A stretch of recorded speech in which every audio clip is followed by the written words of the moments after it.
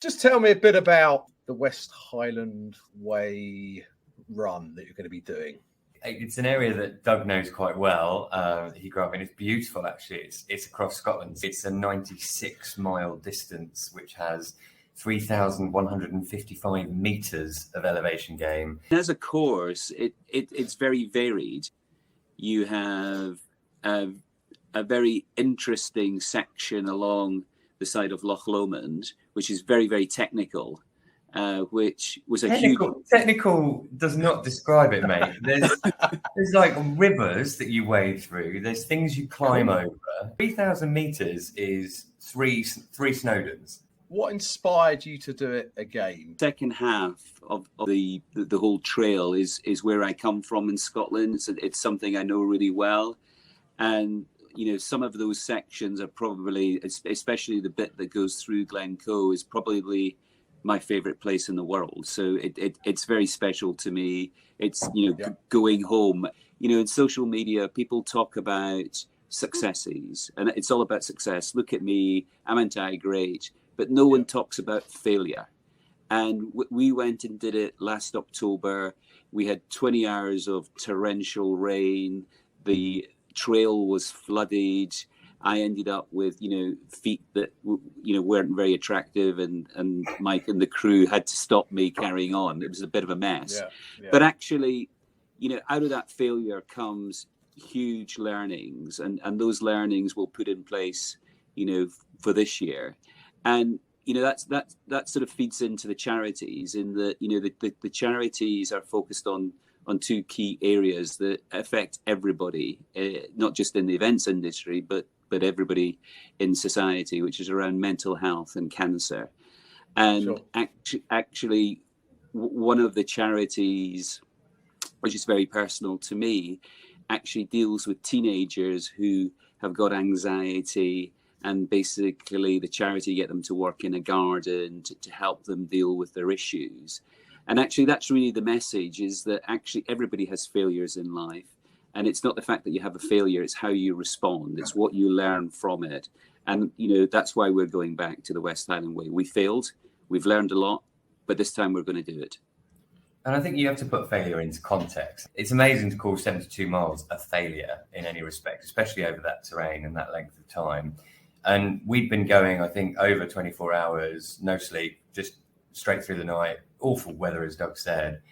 And he was staggering all over the trail, retching at the side of the trail. He still wanted to keep going. And we had to pull him out in the end because he's so single-minded. And we both agreed this time that ain't happening. We're just going to get through it. But I think it's really important to wear the failure and know that you can attempt these big challenges. And people often, it doesn't make sense to people, like the level of jeopardy, the level of risk, and the level of exertion. If you could have seen the pair of us the last time we did it, I mean, we looked awful, really, really awful. And it really did break us. And if you'd have asked either of us, probably within 3 hours of being stopped, would we do it again? I think we both would have said yes. And I think that's the message that we want to get across is, yeah, right. You if you're going to push yourself and test yourself and go to your limits, you are going to fail.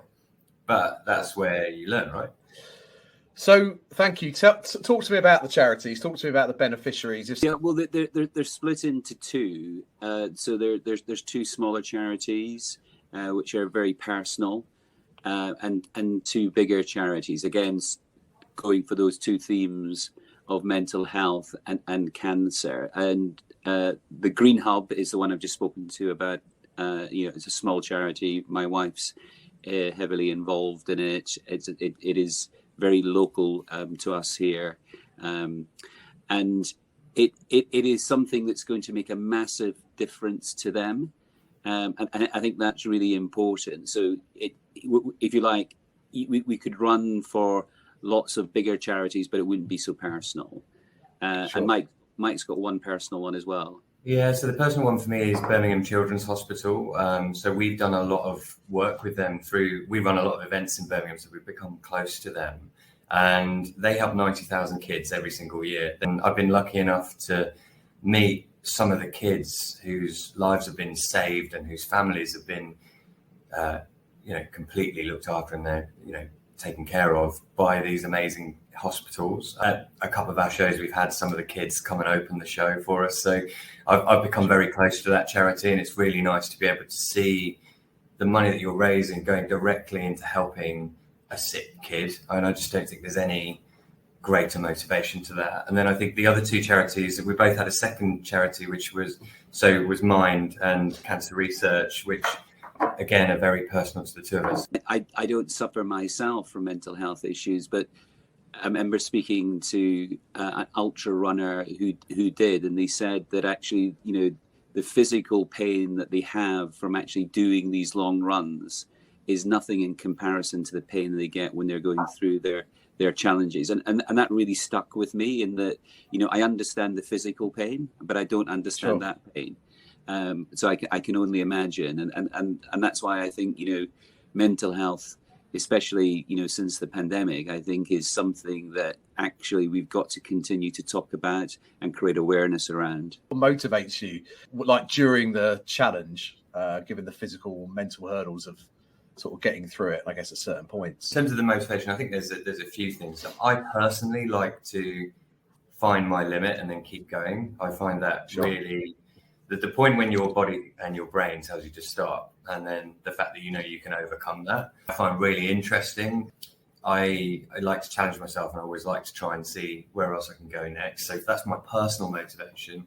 When you're really struggling, to know that you're doing it for a good cause and there's going to be an outcome that's positive by you taking another step, or you keeping going, I think that's really important. And I think the final thing is, I've got young kids, and I want to show them that all of this stuff that seems out of reach, or when people say things are difficult or too tough, that you can keep going and you can get to the end. Doug, in terms of preparation, maybe compared to last time, have you done anything different? Two things. In terms of like physical training, I've spent a lot of time on Mike's favourite trail, which is the South Downs Way, as we were discussing before.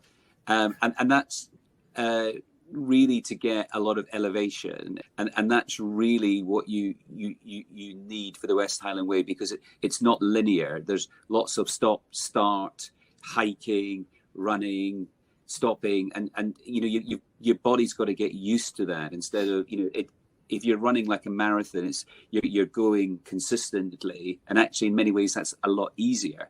But when you're going long distance and that stop start, that's a totally different impact on the body. So that's one thing I've been doing a lot of. And then secondly, in terms of mental training, you know, I mean, probably very few people have experienced Mike's chat for 24 hours. So, you know, I've been getting myself mentally ready for how I deal with those difficult situations. Finally, Mike, in terms of donations, obviously, remarkably, you're already up to 96,720. I know the original target was 96k. So you sort of got a revised target. We chatted about this long and hard, because obviously it's 96 miles, so we thought 96,000 would be an incredible amount to reach. And the guys at Charterhouse and the senior management at Tarsus actually chipped that in a one, which was incredible. And now we think, well, actually we've got that platform. How can we use any connections that we have to sort of push that further?